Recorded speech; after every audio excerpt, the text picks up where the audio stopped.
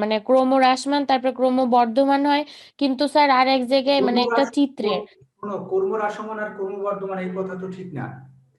টিবিসির ধরন হচ্ছে প্রথমে কর্ম হ্রাসমান হারে বাড়ে আর পরে কর্ম বর্ধমান হারে বাড়ে, কর্ম হ্রাসমান আর কর্ম বর্ধমান হয় না।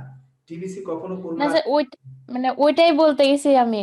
কিন্তু ওইখানে মানে এক জায়গায় আমি এরকম পড়ছি, কিন্তু আর এক জায়গায় দেখতেছি স্যার এখানে মানে একটা চিত্রের উদাহরণ দিয়ে দেখা আছে টিভিসি প্রথমে ক্রম বর্ধমান হারে এবং পরে ক্রম হ্রাসমান হারে বৃদ্ধি পায়। এটা ভুল। টিবিসি প্রথমে কর্ম হ্রাসমান হারে বৃদ্ধি পায়, পরে কর্ম বর্ধমান হারে বৃদ্ধি পায়। ওইটা যদি থাকে স্যার ভুল।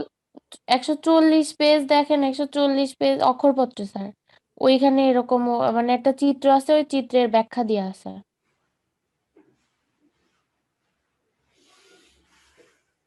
সবাই বের করো তো 140, দেখো তো ও যা বলছে সেটা। 140-এর কোন লাইনটা ঠিক বলো, লাইন গুনে গুনে বলো। স্যার ওই যে চিত্রের সাহায্যে ব্যাখ্যা, ওইখানে 1 2 3 বলেন। 4 স্যার পঞ্চম পঞ্চম লাইনে যে কিন্তু উৎপাদন বৃদ্ধির সাথে সাথে আচ্ছা, 1 2 3 পরিবর্তন। 4 স্যার ঠিকই 5। তো আছে, স্যার ঠিকই তো আছে লেখা। প্রথমে কর্ম বর্ধমান হারে পরে কর্ম হ্রাসমান হারে বৃদ্ধি পায়, ঠিক তো? না, এই তো ভুল লেখা। উৎপাদন বৃদ্ধির আমি সাথে তো সাথে এটাই বলতেছি পরিবর্তন স্যার। ব্যয়। স্যার এখানে তো দেওয়া আছে, স্যার আমাদের কোনটা বইতে আছে? দেওয়া আছে কিন্তু উৎপাদন বৃদ্ধির সাথে সাথে পরিবর্তনীয় ব্যয় প্রথমে ক্রম হ্রাসমান হারে পরে ক্রম বর্ধমান হারে বৃদ্ধি আচ্ছা, পায়। তাহলে এইটা সমস্যা হচ্ছে তোমার বই, যেমন আমার বই তো ভুল দেওয়া। এখন এডিশন দেখো, এই ভুল পরবর্তীতে সংশোধন করছে। তোমার বই আমার হচ্ছে মে 19, তোমারটা কত লুনা?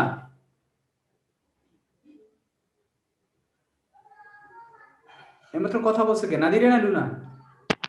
Sir Luna June 20। এই যে ওই জুন 20-এ, তাহলে এই পরে এডিশন আসছে, এটার মধ্যে রিদি সাইরে নাও। আমারটা কিন্তু ভুল আচ্ছা ছিল। স্যার ঠিক ওইটা হচ্ছে প্রথম কর্ম আছে। হ্রাসমান হারে বাড়ে পরে কর্ম বর্ধমান হারে বাড়ে। ধন্যবাদ তোমাকে। এই বই পরের এডিশনে সারছে এই লেখককে। আমি কয়েকটা বিষয় আমি ফোনও দিয়েছিলাম, এরপরও কিছু কিছু জিনিস সে সারে নাই। আচ্ছা, আর কি সমস্যা?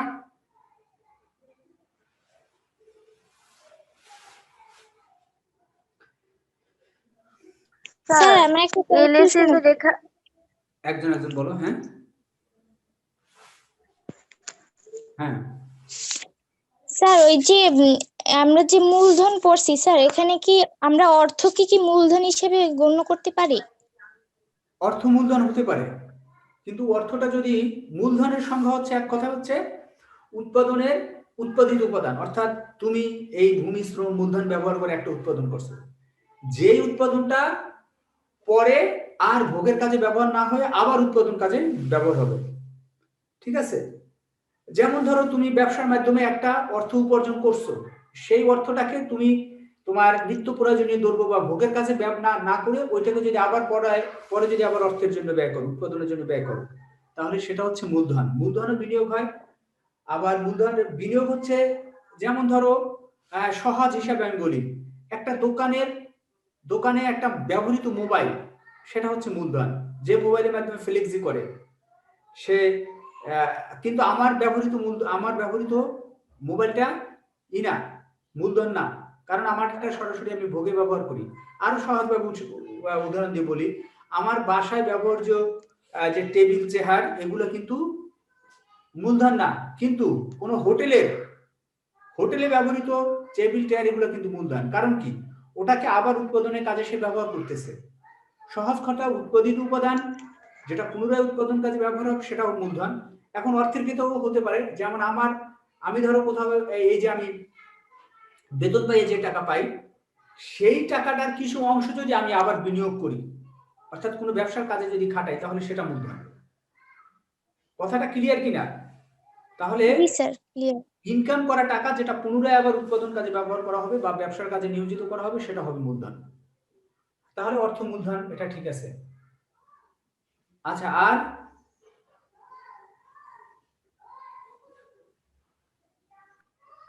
স্যার বলো। এলএসি যে এনভেলপ আকৃতির যে হওয়ার কারণ, ওইখানে যে চিত্রটা আছে না 143 পেজে হুম অক্ষরপত্র, হুম। আচ্ছা, ওইটাই আমি একটু কথা স্যার বলছি। ওই আমি অর্ণাকে ওখানে থামাই দিছি, ওটা নিয়ে একটু কথা বলবো, এলসি নিয়ে একটু কথা বলবো। তার আগ পর্যন্ত কোনো সমস্যা আছে কিনা স্যার বলো।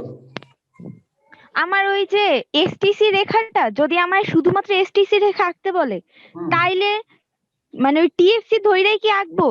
না, টিএফসি আর STC টিভিসি রেখা নায়িকা। শোনো, তোমাকে উদ্দীপক অনুসারে যেভাবে বলে, বা ছকে যদি তোমাকে ছক যদি দেওয়া থাকে, সেখানে যদি তোমার টিএফসি থাকে, টিভিসি থাকে, তাহলে তার মাধ্যমে এসটিসি অঙ্কন করবা। আর যদি তোমার যদি মানে যদি উল্লেখ না থাকে বা ই থাকে, তুমি সরাসরি আঁকতে পারো, কিন্তু সরাসরি আঁকার ক্ষেত্রেও আসলে এসটিসি কোথা থেকে আসে? টিভিসি আর টিএফসি থেকে আসে। সুতরাং সেটা মেনটেন করেই আঁকার চেষ্টা করবে। আসলে এটা কি তোমার প্রশ্নের চাওয়া অনুসারে, প্রশ্নে যদি ওইভাবে চায় বা ওইভাবে ইঙ্গিত দেয়, তাহলে সেইভাবে তুমি অঙ্কন করবা। ঠিক আছে? আবার যদি দেওয়া থাকে গড় আছে আর ধরি তোমার উৎপাদনের পরিমাণ আছে, তখন তোমাকে যদি আঁকতে বলে, তাহলে ওইটার সাথে ওইটা গুণ করে তুমি অঙ্কন করবা। বিষয়টা হচ্ছে আপেক্ষিক, অর্থাৎ তুমি কিভাবে আঁকবা সেটা প্রশ্নে যেভাবে বলবে সেভাবে আঁকবা। কিন্তু তুমি সব পদ্ধতিগুলো শিখে নেবা, আমি এই পদ্ধতি আঁকতে পারি, এটা আঁকতে পারি, এটা আঁকতে পারি, তারপর পরীক্ষার হলে তোমার যেটা লাগে সেটা তুমি আঁকবা। ঠিক আছে? আচ্ছা স্যার। আচ্ছা, আর স্যার বলো। স্যার স্বল্পকালীন গড় ব্যয়ের মধ্যে কি আমি সবগুলো রেখা আঁকবো, যে টিভিসি তারপরে টিসি এগুলো সব আঁকবো? স্বল্পকালীন গড় ব্যয় রেখা যদি আঁকতে বলে, জি স্যার। স্বল্পকালীন গড় ব্যয় যদি তোমাকে আঁকতে বলে, তাহলে ওই তো ওই আগের মতোই আমি যেটা এর জন্য বললাম, যেভাবে চাইবে সেইভাবে তুমি অঙ্কন করবা। স্যার ওখানে কি বলে দেবে যে গড় ব্যয় অঙ্কন করো? হ্যাঁ, হইতে পারে, সেখানে হতে পারে যে এএফসি এবং এবিসির মাধ্যমে গড় ব্যয় অঙ্কন করো, অথবা টিসি থেকে তুমি গড় ব্যয় অঙ্কন করো। তাহলে টিসি থেকেও কিন্তু গড় ব্যয় অঙ্কন করা যায়, আবার এএফসি এবিসির মাধ্যমেও গড় ব্যয় অঙ্কন করা যায়। চার্টে যদি টিসি থাকে তাহলে সরাসরি টিসি থেকে আঁকবা, যদি চার্টে যদি এএফসি এবিসি থাকে তাহলে মানে এবিসি অনুসারে আঁকবা। ঠিক আছে? এটা প্রশ্ন আমরা কিছু প্রশ্ন সলভ করলে আমরা এই যে এই কমন উত্তরগুলো কিভাবে আঁকবো এটা তুমি পাবা। এটা হচ্ছে আপেক্ষিক, অর্থাৎ প্রশ্নে যেভাবে থাকবে সেভাবে তুমি আঁকবা। ঠিক আছে স্যার। ঠিক আছে? প্রশ্ন যেভাবে চাইবে।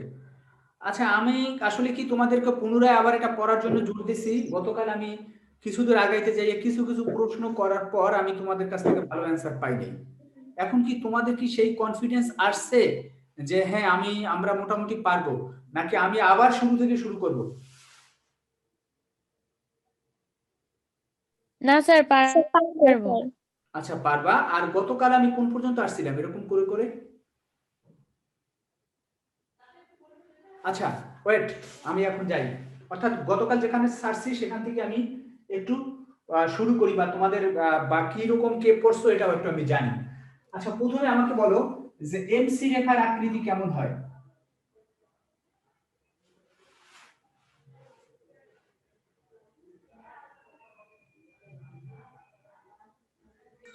স্যার জি ব্যয়ের স্যার, আবার ক্ষেত্রে একটু বলেন। এমসি রেখা, এমসি এই যে লিখে দিছি, জি স্যার। এমসি রেখা কি জি আকৃতির স্যার। হয় বা এমসি রেখার আকৃতি কি রূপ হয়?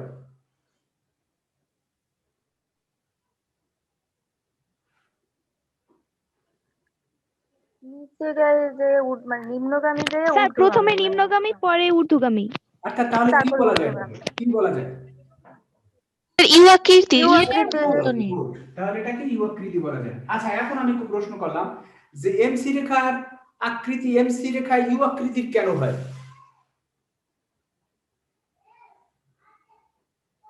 স্যার যে প্রথমে কর্ম হ্রাসমান হারে বাড়ে, তারপর কর্ম বর্ধমান। কি?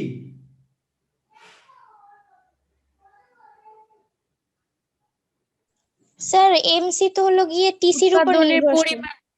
গুড, এই শুরু থেকে বলতে হবে। আসলে এমসি রেখা আকৃতি টিসির টিসির উপর উপর, অর্থাৎ এমসি রেখার আকৃতি কেমন হয় এটা আসলে টিসির উপর নির্ভর করে। আচ্ছা, এমসি ইকুয়াল টু কি লেখা যায়? আচ্ছা, তোমাকে যদি প্রশ্ন করা হলে আমরা এমসি রেখা কিভাবে পাই অথবা এমসি কিভাবে পাবো? টিসি থেকে। স্যার টিসি থেকে। টিসি কে কি করলে এমসি পাবো? টিসি থেকে। স্যার টিসি কে মোট টিসি কে যদি আমরা ভাগ মোট করলে। যোগান থেকে ভাগ করি তাহলেই তো হয়ে যাবে। অর্থাৎ আমি বলি MC equal to D by D Q TC. এই সূত্র কোথাও পাইছো কিনা? জি স্যার। বা হ্যাঁ স্যার আছে, জি এই স্যার পাইছি। এই যে টিসি বা এইভাবে লেখুক আর যেভাবে লেখুক, এইটা পাইছো কিনা? জি স্যার, জি আচ্ছা, স্যার। এই যে এই কথাটার মানে কি? হ্যাঁ স্যার পাইছি। এটা মানে কি? ডিমান্ড স্যার, চাহিদা, মানে চাহিদার উপর ভিত্তি করে আমার টোটাল যে কস্ট আর যে যোগানটা। এটার একটা নাম আছে, এটার নাম আছে। এটা স্যার কি কি নাম? তার প্রান্তিক ব্যয় বলে এটাকে। না না, এটাকে বলে ডিমান্ড। প্রান্তিক ব্যয়। এটা হচ্ছে অন্তরকলন। ও আচ্ছা। অন্তরকলন। তাহলে হচ্ছে কি, তোমাকে যদি প্রশ্ন করা যায় যে আমরা এমসি কিভাবে পাই, সহজ কথা, টিসি কি উৎপাদনের সাপেক্ষে অন্তরকলন করলে আমরা এমসি পাই। কথাটা এরকম, মানে লিখেই দাও। অর্থাৎ MC equal to D by DQ TC. অর্থাৎ টিসি কে উৎপাদনের সাপেক্ষে অন্তরকলন করলে এমসি পাওয়া যায়। এটা একটু লিখেই নাও এক জায়গায়।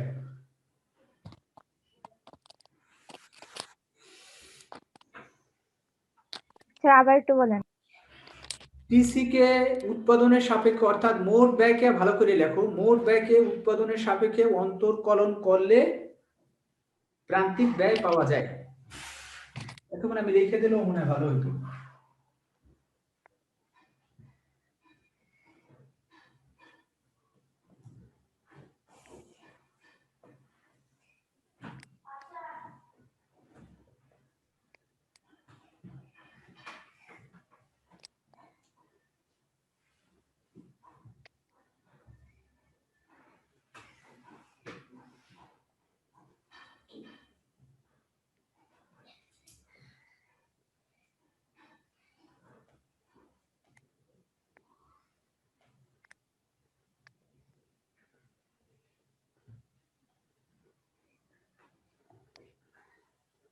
একদম এটা লিখেই দাও যে দেখো, মোট ব্যয় টিসি কে উৎপাদনের সাপেক্ষে অন্তরকলন করলে প্রান্তিক ব্যয় এমসি পাওয়া যায়।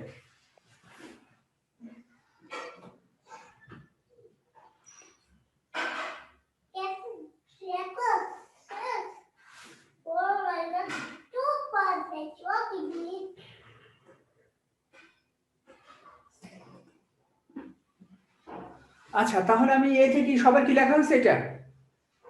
জি স্যার। জি স্যার। এখন যদি আমি বলি যে এমআর কিভাবে পাওয়া যায়, প্রান্তিক আয়।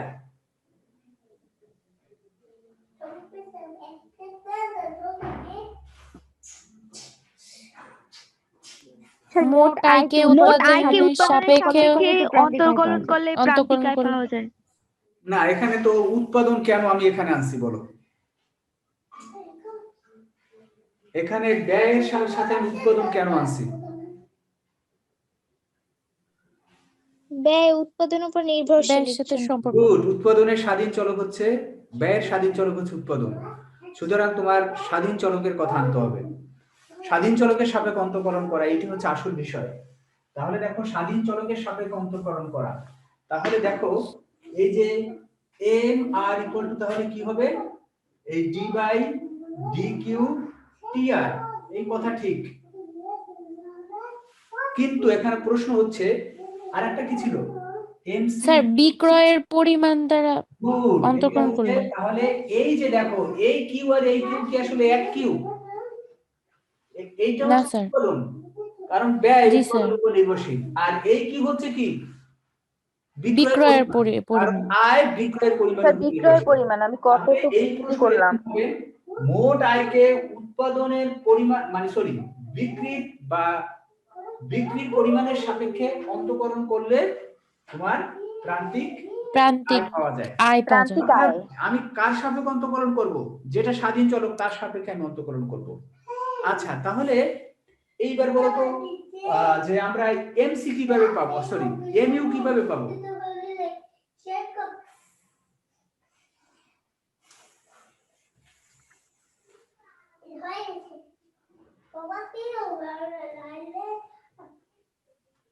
স্যার মোট উপযোগ। হ্যাঁ, মোট উপযোগকে ভোগের সাপেক্ষে অন্তরকলন করলে প্রান্তিক ভোগ। অর্থাৎ দেখো, এই যে উপযোগ পাওয়া যাবে। খেয়াল করো, সবাই যারা বুঝছো তারা খুব ভালো করে বুঝছো। যদি কেউ না বোঝো তারপর আবার আমাকে প্রশ্ন করো। দেখো যে এই কিউ, এই কিউ, এই কিউ, তিনটাই কিন্তু কিউ কোয়ান্টিটি, কিন্তু তিন কিউ কিউ কিন্তু এক না।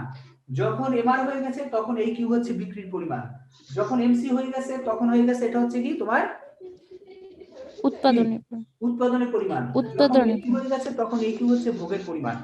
তাহলে ভোগের পরিমাণ। কিউ মানে সব কিউ এক না, কিউ এক এক সময় এক একটা কিউ মানে কি কোয়ান্টিটি, এটা হচ্ছে কোয়ান্টিটি অফ কার কোয়ান্টিটি, এটা হচ্ছে বিক্রয়ের কোয়ান্টিটি, এটা হচ্ছে কার কোয়ান্টিটি, এটা হচ্ছে উৎপাদনের কোয়ান্টিটি, এটা কার কোয়ান্টিটি, এটা হচ্ছে ভোগের কোয়ান্টিটি, অর্থাৎ এটা ভোগের পরিমাণ, এটা হচ্ছে উৎপাদনের পরিমাণ, এটা হচ্ছে বিক্রয়ের পরিমাণ। কিউ মানে কিন্তু কোয়ান্টিটি, যেমন QD quantity of demand.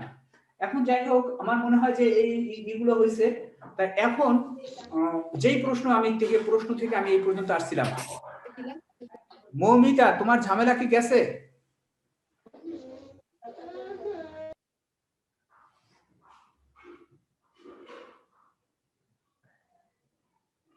Moumita তুমি এখন কোথায়? স্যার আমি আসছি স্যার বাসায়। আচ্ছা বাসা আসছে, এখন একটু কোমরে একটু গামছা টামছা বাঁধতে তারপর নামো, পড়ালেখায় কিন্তু তোমার জি স্যার এবার থেকে রেগুলার একদম। শুধু রেগুলার হইলে কাজ হবে না, পিছনে গ্যাপ গুলো পূরণ করতে হবে, দরকার হলে না বুঝলে আমার ফোনে জি আলাপ স্যার। করো। আচ্ছা এখন দেখো তাহলে আচ্ছা স্যার। যেই প্রশ্ন থেকে আমরা আসছি যে এমসি রেখার আকৃতি কেমন হয়? ইউ আকৃতির। স্যার ইউ আকৃতির হয় কারণ এমসি হলো টিসির উপর নির্ভরশীল, আর টিসি হলো প্রথমে ক্রমহ্রাসমান হারে বাড়ে, ফলে এমসি রেখা নিম্নগামী হয় এবং পরবর্তীতে টিসি রেখা ক্রমবর্ধমান হারে বাড়ে, এর ফলে এমসি রেখা বৃদ্ধি পায়। এই কারণে সুন্দরভাবে আসছে। তবে আরো যদি একটু সুন্দরভাবে বলতে চাও তাহলে এমসি এইভাবে লিখবা, যদি মোট ব্যয়কে অন্তঃকরণ করলে তোমার উৎপাদনের সাপেক্ষে অন্তঃকরণ করলে তোমার প্রান্তিক ব্যয় এমসি পাওয়া যায়, এটা হচ্ছে জ্ঞান, এমসি পাওয়া যায়। তো এমসির মোট ব্যয় প্রথমে কর্ম হ্রাসমান হারে বাড়ে, ফলশ্রুতিতে প্রান্তিক ব্যয় হ্রাস পায়, পরবর্তীতে মোট ব্যয় কর্ম বর্ধমান হারে বাড়ে, ফলে এমসি তোমার ইউ আকৃতির হয়, মানে এমসি বৃদ্ধি পায় ফলে এমসি ইউ আকৃতির হয়। আর এসি ইউ আকৃতির হয় এর পিছনে কিন্তু কারণ দুটো, গতকালই বলছিলাম, একটা হচ্ছে এই মোট উৎপাদন আর একটা হচ্ছে এএফসি আর এবিসি, নাকি? এটা নিয়ে কথা বলার দরকার নাই আছে? আচ্ছা এটা নিয়ে কথা বলার দরকার নাই। আচ্ছা এখন আমি এই দুইটা সম্পর্ক নিয়ে কথা বলবো। দেখো এখন এই দুটোটার সম্পর্কই কার উপর নির্ভরশীল? টিসি। দুটোটার সম্পর্ক কি টিসির উপর নির্ভরশীল? খেয়াল করো, টিসি প্রথমে তোমার কর্ম হ্রাসমান হারে বাড়ে, ফলে এসিও বাড়ে, এরপরে টিসি প্রথমে ক্রমবর্ধমান হারে বাড়লে এমসির কথা কি বলে? এমসিও বাড়ে না? এমসিও বাড়ে, জি স্যার। হ্যাঁ না ই কমে, মানে উল্টো বলছি, টিসি প্রথমে কর্ম হ্রাসমান হারে বাড়ে, ফলে এসিও বাড়ে আর এসিও কমে আর এমসিও কমে, নাকি? এমসি, জি স্যার। আচ্ছা তোমরা এই যে সহজ জিনিস। আচ্ছা টিসি কোথা থেকে উঠবে?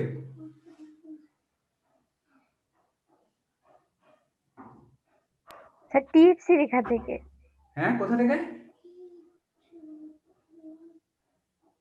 স্যার টিসি রেখার কথা বলছেন না? হ্যাঁ টিসি রেখা কোন বিন্দু থেকে উঠবে? স্যার টিএফসি রেখা থেকে। অর্থাৎ লম্ব অক্ষ থেকে বলতে পারো, আর বা যদি এক করতে সরল হতো এটা মূল বিন্দু থেকে উঠবে না, মূল বিন্দুর উপর থেকে উঠবে, মূল বিন্দুর উপর থেকে উঠবে। তাহলে এই ধরো এই থেকে উঠবে, এটা হচ্ছে টিসি। তাহলে টিসি খেয়াল করো, টিসি প্রথমে সে কর্ম হ্রাসমান হারে বাড়তেছে, ফলে আমরা এসির কথা বলি। তাহলে এসি প্রথমে হ্রাস পাবে, পরে টিসি কর্ম বর্ধমান হারে বাড়ে, তাহলে এসি বৃদ্ধি পাবে। এই হচ্ছে এসি, খেয়াল করো। আর তোমার এমসি কি হবে? এমসি হচ্ছে তাও এসি বা টিসি প্রথমে কর্ম হ্রাসমান হারে বাড়ে, ফলে এমসি হ্রাস পাবে, তারপরে টিসি কর্ম বর্ধমান হারে বাড়ে, তো এমসি তখন বাড়বে। এই হচ্ছে এমসি। এটা হচ্ছে মূল একটা জিনিস। এটা হচ্ছে যখন টিসি অর্থাৎ মোট যখন কমে, মোট যখন কর্ম হ্রাসমান হারে বাড়ে, তখন গড়ও কমে এবং প্রান্তিকও কমে। কিন্তু গড় যে হারে কমে, প্রান্তিক তার চেয়ে বেশি হারে কমে, নাকি? অর্থাৎ সেক্ষেত্রে এসি উপরে থাকে। ওই যে আমি সবসময় বলি এমসি হচ্ছে পাগলা, অর্থাৎ সে যখন পড়ে তখন খুব দ্রুত পড়ে যায়, আর যখন সে বাড়ে খুব দ্রুত বেড়ে যায়। তাহলে দেখো এখানে সে পড়তেছে কিন্তু এটা খুব দ্রুত পড়তেছে, অনেক নিচ পর্যন্ত নেমে গেছে, কিন্তু এটা অত দূর পর্যন্ত পড়ে নাই। এরপরে দ্বিতীয় পর্যায়ে টিসি ক্রমবর্ধমান হারে বাড়ে, ফলশ্রুতিতে এসিও বাড়বে, এমসিও বাড়বে, কিন্তু এমসি যে হারে বাড়বে এসি তার চেয়ে কম হারে বাড়বে, অর্থাৎ এসির চেয়ে এমসি বেশি হারে বাড়বে। তাহলে দেখো এইখানে কিন্তু এমসি উপরে আর এসি সে কম। নিচে। এই সম্পর্ককে তিনটা ভাগে ভাগ করা যায়, খেয়াল করো এটাকে, খেয়াল করো। এটা আমি যদিও একবার আলাপ করছিলাম, তারপর আমি শুরু থেকেই বলি। প্রথম কথা হচ্ছে যে এসি যখন, খেয়াল করো, এসি যখন সর্বনিম্ন তখন এসি ইকুয়াল টু এমসি। লেখা কি দেখা যায় এ পর্যন্ত? জি স্যার। আচ্ছা, এই কথার মানে কি? এই কথার মানে হচ্ছে কে কাকে কোথা দিয়ে সেট করবে। এসি যখন সর্বনিম্ন তখন এসি ইকুয়াল টু এমসি হয়। তার মানে এই দুটোর মধ্যে কোনটা বেশি নিচে অবস্থান করে? কে বেশি নিচে নেমে যায়? Sir MC. এমসি নিচে নেমে যায়। তাহলে এখানে প্রশ্ন আছে, তাহলে এমসি এসি কে সেট করে, এসি কিন্তু এমসি কে সেট করে না, নাকি? এমসি নিচে থাকে, সে সেট করে উপরের দিকে যায়। আচ্ছা, এখন কথা হচ্ছে কোন বিন্দুতে সেট করে, তাহলে বলো।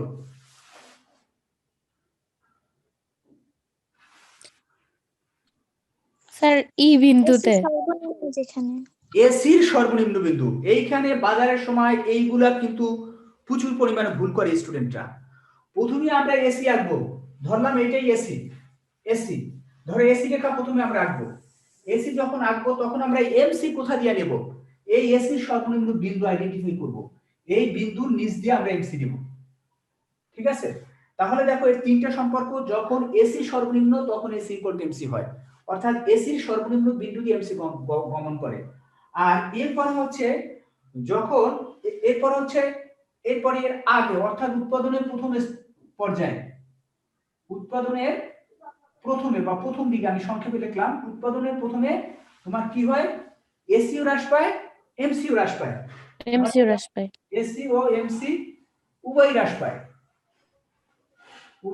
বা কমে। এবং সেক্ষেত্রে কি হয়? সেক্ষেত্রে কে উপরে থাকে? সেক্ষেত্রে স্যার এসি। এমসি। অর্থাৎ এই কথার মানে হচ্ছে এসি যে হারে হ্রাস পায় এমসি তার চেয়ে বেশি হারে হ্রাস পায়। আচ্ছা, এরপরে উৎপাদনের শেষ পর্যায়ে এর ঘটনাটা কেউ একটু আমাকে বলো তো। উৎপাদনের শেষ পর্যন্ত এমসি বেড়ে যায় আর এমসি এসিও বেড়ে যায়, বেড়ে যায়, কিন্তু এসি এমসি বেশি বাড়ে এসি এর চেয়ে, অর্থাৎ MC is greater than AC হয়। হ্যাঁ, পরবর্তীতে এসি আর এমসি উভয় বৃদ্ধি পায়। তো সেক্ষেত্রে এসি যে হারে বৃদ্ধি পায় তার চেয়ে এমসি বেশি হারে বৃদ্ধি পায়, অর্থাৎ সেক্ষেত্রে এমসি গ্রেটার দেন এসি হয়, নাকি? এসি হয়। জি স্যার। আচ্ছা, তাহলে কি আমরা এটা বলতে পারি না যে এসি আর এমসির মধ্যে একটা স্থির সম্পর্ক বিদ্যমান?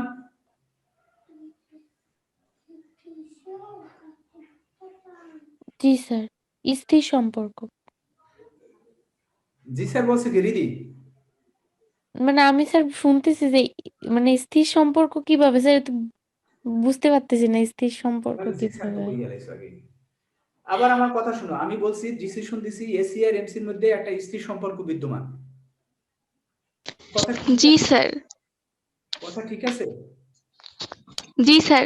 আচ্ছা, কিরকম স্থির সম্পর্কটা বলো? স্যার এসি বাড়লে এমসিও বাড়ে, আর এটা স্থির সম্পর্ক বলতে এসি ইকুয়াল টু এমসি হয়। এটা কি স্থির সম্পর্ক না তো আসলে। খেয়াল করো তোমরা প্রশ্নের এই যে প্লাসটা বলতেছ না, স্যার বিপরীতমুখী সম্পর্ক। এখানে কি একটা সম্পর্ক বিদ্যমান? স্যার সমমুখী সম্পর্ক। না, স্থির সম্পর্ক অর্থাৎ একটা সম্পর্ক বিদ্যমান কিনা? এসি আর এমসির মধ্যে কি একটা সম্পর্ক বিদ্যমান? না স্যার, তিনটা সম্পর্ক। মানে আমার প্রশ্নের মধ্যে, প্রশ্ন আমি যে করছি প্রশ্নের মধ্যে ভুল ছিল না, কিন্তু তুমি ভুল বুঝছো। দেখো সৃজনশীলটা এইটাই, প্রশ্নের প্যাচটা বুঝতে হবে। আমি বলছি এসি আর এমসির মধ্যে স্থির সম্পর্ক বিদ্যমান, ব্যাখ্যা করো। তাহলে সরাসরি অ্যান্সার হচ্ছে এসি আর এমসির মধ্যে কোনো স্থির সম্পর্ক নাই। কারণ কখনো এসি ইকুয়াল টু এমসি হয়, কখনো এসি গ্রেটার দ্যান এমসি হয়, কখনো এমসি গ্রেটার দ্যান এসি হয়। আবার যদি এও প্রশ্ন আসে তাহলে কোন ধরনের সম্পর্ক? তাহলে এই যে পরিবর্তনশীল সম্পর্ক, কখনো এসি ইকুয়াল টু এমসি হয়, কখনো এমসি ইকুয়াল টু মানে এমসি গ্রেটার দ্যান এসি হয়, কখনো এমসি, পরিবর্তনশীল সম্পর্ক। এবং কার উপরে পরিবর্তনশীল? এটা উৎপাদনের স্টেজের উপরে, উৎপাদনের স্তরের উপর নির্ভর করে পরিবর্তনশীল। ঠিক আছে, আবার এরকম প্রশ্ন আসতে পারে, এসি আর MC, AC equal to MC হয় ব্যাখ্যা করো। এটি কি ব্যাখ্যা দেবা? স্যার বুঝিনি, আবার একটু প্রশ্নটা বলেন। উৎপাদনের দ্বিতীয় পর্যায়ে এসি ইকুয়াল টু এমসি হয়। এসি ইকুয়াল টু এমসি হয় এসি যখন সর্বনিম্ন হয় তখন এসি ইকুয়াল এমসি হয়। এরপরে এইটা দেবা, তারপরের কথাগুলো বলবা, কিন্তু এর আগের স্টেজে এসি গ্রেটার দ্যান এমসি হয়, পরের স্টেজে এমসি গ্রেটার দ্যান এসি হয়, এই কথাটাও একটু বলে দেবা। প্রশ্ন দেখো, এই একটা প্রশ্ন থেকে অনেক ধরনের প্রশ্ন আসতে পারে। আবার যে সর্বদা কি এসি গ্রেটার দ্যান এমসি হয়? না স্যার। তাহলে কখন হয় সেটা বলে দেবা, কখন হয় না সেটাও বলে না দেবা। স্যার। এটার অ্যান্সার কি হবে? সর্বদা কি এমসি ইকুয়াল টু এসি হয়? না উৎপাদন স্যার, প্রথম কখনো সমান হয়, না স্যার, কখনো মানে হয়। স্টেজে এমসি ইকুয়াল টু এসি হয় আর এমসি গ্রেটার দ্যান এসি হয়। স্যার তৃতীয় স্টেজে।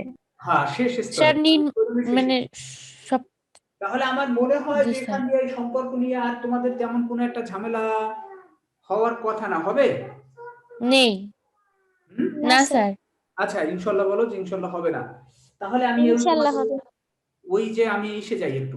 এখন দেখো একটা জিনিস হচ্ছে কি, ধরো একটা শক যদি এর মধ্যে শক যদি এরকমই মিলাইতে পারে, অর্থাৎ এসি ইকুয়াল টু এমসি যদি একটা স্টেজে আনে তাহলে স্টেজে আনলো, আর যদি না আনে তুমি তোমার মতো করে বর্ণনা দেবা, যদি আইডেন্টিফাই শকে নাও হয়। আচ্ছা, সেই উদাহরণ দিয়া আমরা কিন্তু প্রথমেই এই চ্যাপ্টারটা শুরু করছিলাম বড় একটা শক নিয়ে, উদাহরণ দিয়া, সেইটা দিকে এই ধাপ এই ধাপ মিলেই আমরা আসছিলাম নাকি? এরপর পিছন চলে গেছি। জি স্যার। আচ্ছা, এখন আমরা তাহলে এসি আর এমসি সম্পর্ক হচ্ছে এই তিন ধরনের সম্পর্ক আছে। আর এরপরে আমরা এসে একটু যাই, এবার একটু এলএসি নিয়ে কথা বলি। আচ্ছা স্যার, বলো। এখানে যে আছে যে MC into N T H equal TC, তারপরে এন মাইনাস টিসি, এটা কি? কোথায় আমাকে একটু বই বলতে পারো? বই কত কোথায়? স্যার আমি তো অন্য একটা বই দিয়ে পড়ছি। কি বই বলো?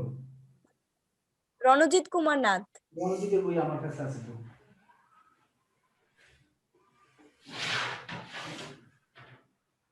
কত পেজ বলতেছো? তুমি কি বলছো আবার? 197 পেজ। প্রশ্নটা কি বলছো? ওই যে প্রান্তিক ব্যয় দেখছো একটা সূত্র 197 পেজে, ওইটা নিচে দেখো। বইটা আমার নেই, আমার অক্ষরপত্র। তুমি শিওর 197 পেজ? হ্যাঁ। আচ্ছা, হ্যালো, আমার সাথে সরি, হ্যালো বলি কেন? তারপর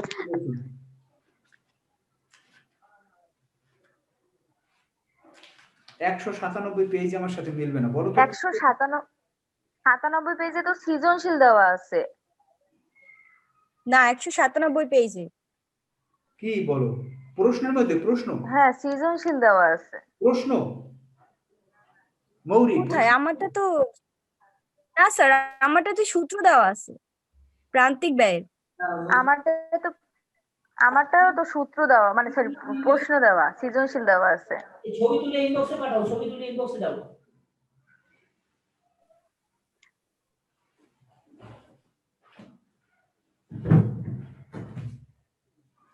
স্যার আজকে আপনি তো হাজিরা নেননি। ও, হাজিরা রেডি করে রাখছো অনেক দূর আগে। হঠাৎ করে বইটা দেখি না, বুঝছো? বইটা জানি কোথায় আছে। বইটা আপনার ছবি পাঠাও তো ইনবক্সে, আমি একটু দেখি।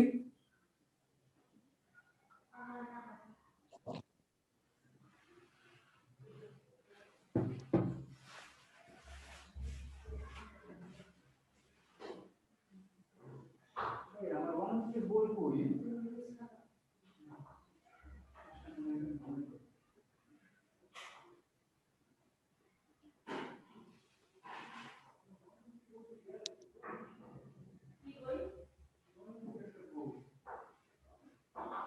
স্যার পাঠিয়েছি আমি।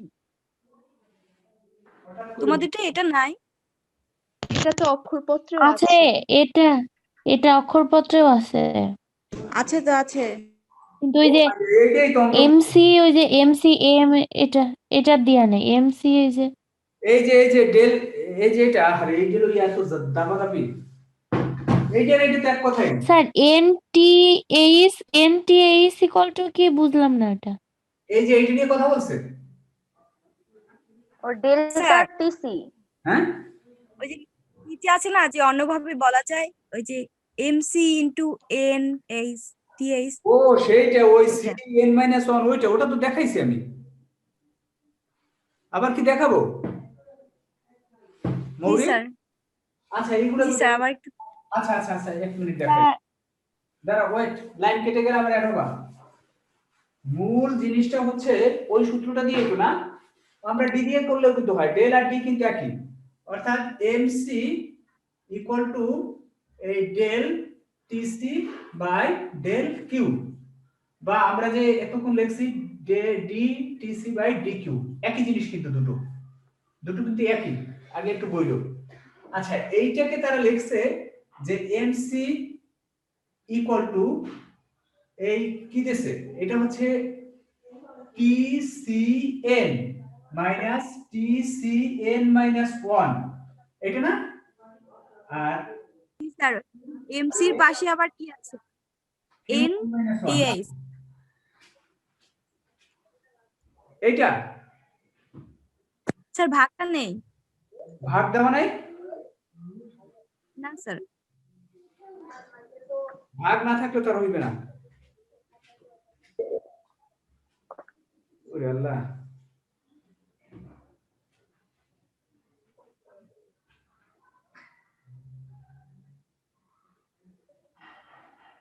এটা ভাগ থাকবে, ভাগ ছাড়া তো হবে না। ভাগ হচ্ছে কি এটা এক দিয়ে, আমি খেয়াল করো তোমাদের একটা উদাহরণ দিয়ে বুঝাই, তোমরা নরমালি জানো, খেয়াল করো q ইকুয়াল টু 1 2 3 4। স্যার অক্ষরপত্রেও ভাগ দেয়া নেই। আচ্ছা ভাগ যদি না দেওয়া থাকে, যদি একক যদি সমান হয়, একক এক একক হয়, তখন ভাগ লাগে না, কিন্তু ভাগ এটা দিতে হবে, ঠিক আছে? এটা ভাগ না হলেও সমস্যা নেই, যদি আমরা ভাগ ছাড়াই করি, তাহলে যেহেতু কোথাও দেওয়া নাই TCN মাইনাস TCN মাইনাস 1, এই তো। আচ্ছা ভাগ হইছে যদি এই যে এটাও তো আসলে ভাগ না, আচ্ছা ভাগ লাগবে না, আমরা ভাগ দরকারও নাই।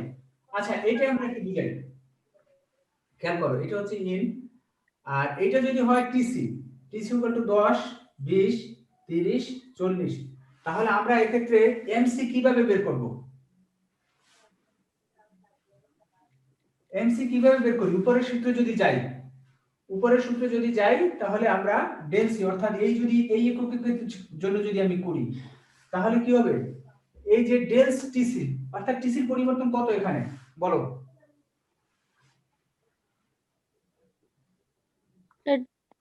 10 স্যার 10 10 ডিভাইডেড বাই কিউ এর পরিবর্তন কত? স্যার 1 1 ইকুয়াল টু 10 হইছে না? 10 হইছে আগের নিয়ম। জি স্যার আচ্ছা জি স্যার। এখন যদি আমি তোমাকে বলি এটা হচ্ছে এমসি, এইখানে যদি আমি এন ও দিলাম, এন কি দেওয়া আছে বইতে? জি স্যার N তারপর TH দেওয়া আছে। আচ্ছা টিএইচ বাই যাই থাক, এটা যদি থাকে তাহলে এখানে বলা হয়েছে এন মানে কি? এন হচ্ছে দ্বিতীয় এককের জন্য যদি হয়, অর্থাৎ এন এর মান যদি 2 হয় দ্বিতীয় এককের জন্য, তাহলে এন এর মান যদি 2 হয় তাহলে এটাকে কি লিখবো আমি? এই টি সি এন মানে 2 মাইনাস টি সি এই 2 মাইনাস 1, তাহলে ইকুয়াল হয়ে গেল টি সি 2 এর মান কত? T C 2 minus T C 1। দেখো টি সি 2 এর মান কত? 2 এককের জন্য টি সি এর মান কত? 20 20। আর 20 এককের জন্য টি সি এর মান কত? 10 10 হয়েছে ওইটার মতোই। আবার যদি আমি যেটা এখানে ভাগ দিলাম, ভাগ দিলেও আমার দোষ হইতো না যদি এই ব্যবধানগুলো যদি পরপর না থাকতো। এখন তো পরপর আছে দেখে এটা ভাগ লাগে নাই, বিষয় হচ্ছে এইটা আর এটা কিন্তু একই সূত্র, কথা বোঝা গেছে? তাহলে তুমি যদি এখানে যদি 5 এককের জন্য বের করো, তাহলে TC5 মাইনাস TC4, এই যে সেটাই 5 এককের জন্য মোট ব্যয় থেকে বিয়োগ হবে, সরি 4 এককের জন্য, এটা যে 5 একক 50, 5 এককের জন্য মোট ব্যয় থেকে বিয়োগ হবে 4 এককের জন্য মোট ব্যয়। মূলত দুটো জিনিস একই। মৌরি বোঝা স্যার গেছে? বুঝতে পেরেছি। জি স্যার। আচ্ছা ওকে, তাহলে এটা পিছিয়ে আর আমরা সময় না দিই, আমরা যেটা কথা বলতেছিলাম সেটা নিয়ে একটু কথা বলি। কি নিয়ে কথা বলতেছিলাম? ও, এখন আমি এলএসি নিয়ে একটু কথা বলবো, সেইটা একটু বলছিলাম। এলএসি, তাহলে দেখো ইসের হচ্ছে এই যে এসএসসি, এটা দ্বারা বোঝায় short term cost, long run average cost, এটা বাংলা হচ্ছে দীর্ঘকালীন গড় ব্যয়। আচ্ছা, আমরা এখন জানছি যে স্বল্পকালীন গড় ব্যয় রেখার আকৃতি কেমন হয়। স্যার ইউ আকৃতির হয়। আচ্ছা, এখন হচ্ছে ইউ আকৃতির, ইউ এর মতই হয়। আর দীর্ঘকালীন গড় ব্যয় রেখার আকৃতি হয় আসলে ইউ আকৃতির, কিন্তু সেটা অনেক প্রসারিত ইউ, অর্থাৎ এটাকে বলা হয় প্রসারিত ইউ আকৃতির। এটাও ইউ আকৃতির, কিন্তু সেই ইউ হচ্ছে প্রসারিত ইউ আকৃতির। আচ্ছা, ইউ আকৃতির। এখন আমরা কেন এটা ইউ আকৃতির হয় এ নিয়ে আমরা পিছনে অনেক আলাপ টালাপ করছি। এখন এলএসি রেখার আকৃতি ইউ আকৃতির হয়, কিন্তু সেটা প্রসারিত ইউ আকৃতির কেন হয়? এখন এই নিয়ে অনেকগুলো কথা আছে। আমরা এটা নিয়ে যখন কথা বলছি তখন এই যে স্বল্পকালীনের ক্ষেত্রে কোন উৎপাদনের মানে এটা তো আমরা জানছিলাম যে উৎপাদনের এই যে অন্যান্য উপকরণ স্থির থাকা অবস্থায় শ্রম একক বাড়াইলে উৎপাদন প্রথমে করব মানে প্রান্তিক উৎপাদন প্রথমে ক্রমবর্ধমান হয়, মোট উৎপাদন প্রথমে ক্রমবর্ধমান হারে বাড়ে, ফলে প্রান্তিক উৎপাদন, এরকম একটা সম্পর্ক ছিল না? মোট উৎপাদন প্রথমে ক্রমবর্ধমান হারে বাড়ে, সেক্ষেত্রে ব্যয় প্রথমে ক্রমহ্রাসমান হারে বাড়ে, আর তারপর ক্রমবর্ধমান হারে বাড়ে। এই কারণে কি আমরা এই ধরনের কথা বলছিলাম না? খেয়াল আছে? জি স্যার। ওই যে আমি এই আগের দিন অর্থাৎ উৎপাদনের লিখে রাখতে। তাহলে দেখো ওইখানে উৎপাদনের 3টে স্তরের কথা আমরা বলছিলাম, খেয়াল করো। আবার একটু পিছনে যাই আমি, যে উৎপাদন প্রথমে সে ক্রমবর্ধমান হারে বাড়ে, পরে ক্রমহ্রাসমান হারে বাড়ে, তারপর হ্রাস পায়। উৎপাদন যখন ক্রমহ্রাসমান হারে বাড়ে তখন ব্যয় ক্রমবর্ধমান হারে বাড়ে। এই কথা কি ঠিক? জি স্যার। আর উল্টো, এইটা যদি প্রথমে ক্রমবর্ধমান হারে না বাড়ে, স্যার একটু ভুল বলছেন। ক্রমহ্রাসমান হারে বাড়ে, ক্রমহ্রাসমান হারে বাড়লে এই গড় ব্যয় তখন হ্রাস পায়। পরবর্তীতে উৎপাদন ক্রমবর্ধমান হারে বাড়ে, তখন গড় ব্যয় ক্রমহ্রাসমান হারে, মানে মোট ব্যয় ক্রমহ্রাসমান হারে বাড়ে। সরি, উল্টাইছে। উৎপাদন বলো, একটা মধ্যে একটা ভুলেই যায়। স্যার ফার্স্টে একটু ভুল বলছিলেন। ভুল বলছিলাম, এটা আমিও বলছি। আবার দেখো, আমি তাকে শুরু থেকে বলি। উৎপাদনের ক্ষেত্রে উৎপাদন প্রথমে ক্রমবর্ধমান হারে বাড়ে, তো সেক্ষেত্রে মোট ব্যয় ক্রমহ্রাসমান হারে বাড়ে, ফলে গড় ব্যয় হ্রাস পায়। পরবর্তীতে উৎপাদন ক্রমহ্রাসমান হারে বাড়ে, ফলে গড় ব্যয়, বলো ঠিক আছে। হ্যাঁ ঠিক আছে, ভুল বলি না এবার। এই দেখো, দ্বিতীয় স্তরে উৎপাদন ক্রমহ্রাসমান হারে বাড়ে, ফলে মোট ব্যয় ক্রমবর্ধমান হারে বাড়ে, ফলে গড় ব্যয় বৃদ্ধি পায়। এই জন্য এটা ইউ আকৃতি হয়, অর্থাৎ প্রান্তিক উৎপাদন বৃদ্ধি। কিন্তু এইটার ক্ষেত্রে ওই যে আমরা উৎপাদনের ক্ষেত্রে পড়ছিলাম যে মাত্রাগত উৎপাদন বৃদ্ধি প্রযোজ্য, এটার ক্ষেত্রে কিন্তু প্রান্তিক না। এগুলা কিন্তু স্বল্পকালীন ধারণা, প্রান্তিকের কথা ছিল, অর্থাৎ অন্যান্য উপকরণ স্থির রেখে একটা উপকরণ পরিবর্তন করছি, কিন্তু এই ক্ষেত্রে আমার সকল উপকরণ পরিবর্তনশীল। তো সেই ক্ষেত্রে আমরা কি মাত্রাগত উৎপাদন ব্যবহার হবে, এইটা মনে রাখবা। উৎপাদনের প্রথম স্তরে ক্রমবর্ধমান মাত্রাগত উৎপাদন প্রযোজ্য, আর ক্রমবর্ধমান মাত্রাগত উৎপাদন প্রযোজ্য উৎপাদনের প্রথম স্তরে। আচ্ছা, উৎপাদন যদি ক্রমবর্ধমান হয় তাহলে ব্যয় কি হবে? ক্রমহ্রাসমান। গড় ব্যয় হবে কি? এটাও তো হ্রাস পাবে। তাহলে এটাও হ্রাস পাবে। এটাও কিন্তু হ্রাস পায়। যারা দেখো এই টোটাল কালকে রিভিশন দেও নাই ভালো করে, তারা কিন্তু এটা ভালোভাবে বুঝতেছে না। এরপরে এখানে কথা আছে মানে মাত্রাগত উৎপাদন বা দীর্ঘকালীন উৎপাদনের ক্ষেত্রে মাঝখানে একটা স্টেজ আছে, যেই স্টেজটায় উৎপাদন তোমার সমানুপাতিক হারে বৃদ্ধি পায়। তাহলে উৎপাদন যদি সমানুপাতিক হারে বৃদ্ধি পায় তাহলে ব্যয়ও সমানুপাতিক হারে বৃদ্ধি পাবে। তো সেক্ষেত্রে যদি সমানুপাতিক হয় সেক্ষেত্রে প্রান্তিক কেমন হয়? স্থির থাকে। স্যার স্থির থাকে। এই স্টেজে এটা কিছুটা স্থির থাকে, অর্থাৎ এই স্টেজটা কিছুটা সে এরকম লম্বা হয়ে স্থির থাকে।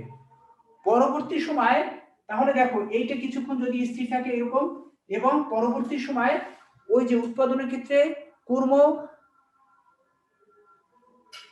হ্রাসমান উৎপাদন বিধি, অর্থাৎ মাত্রাগত কর্ম হ্রাসমান মাত্রাগত উৎপাদন বিধি প্রযোজ্য। তাহলে উৎপাদন যদি কর্ম হ্রাসমান মাত্রাগত উৎপাদন হয় তাহলে ব্যয় হবে কি? ক্রমবর্ধমান, ফলে গড় ব্যয় বাড়বে। তো এইখানে সহজ কথা হচ্ছে মাঝখানে বড় একটা টার্ম সে স্থির অনুপাতে পারে দেখে এটা প্রসারিত বিভক্তি হয়। এই একটা উদাহরণ আছে, এই একটা কারণ আছে, আরো কিছু কিছু কারণ তোমার বইতে আছে। গুরুত্বপূর্ণ যে কারণটা নিয়ে একটু কথা বলি সেটা হচ্ছে আসলে কি, এটা হচ্ছে এলএসি, দীর্ঘকালীন গড় ব্যয়। এটা হচ্ছে গুরুত্বপূর্ণ কারণ। দীর্ঘকালীন গড় ব্যয় অনেকগুলো স্বল্পকালীন গড় ব্যয় নিয়ে গঠিত। যেমন ধরো এই একটা ফার্মের স্বল্পকালীন গড় ব্যয় এসএসসি 1, এই একটা ফার্মের স্বল্পকালীন গড় ব্যয় এসএসসি 2, এই একটা হচ্ছে এই এসএসসি 3, এই হচ্ছে এসএসসি ধরো 4, এই হচ্ছে এসএসসি ধরো 5, ঠিক আছে, এসএসসি 5। তাহলে এটা 5টা নিয়ে হয়েছে।